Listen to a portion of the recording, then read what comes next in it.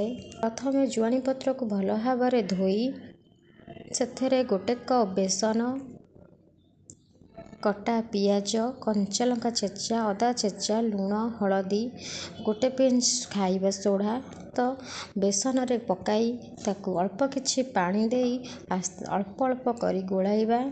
5 minute rest देई तेल गरम होला परे से जुआनी पत्र आण को अल्प अल्प करी पकाइबा।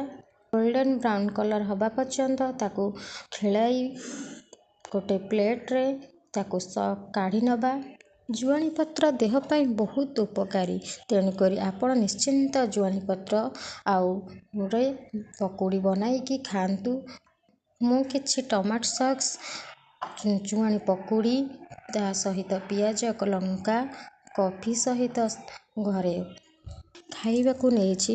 आपणकर मनपसंदर सॉस सहित मड़ाई खाइले बहुत भल लागिबो। चिंता ट्राए करंतु आउ निश्चर मतामत मो कमेंट बॉक्स रे जणांतु केमिति लागिला जुआनी पत्रर पकोड़ी।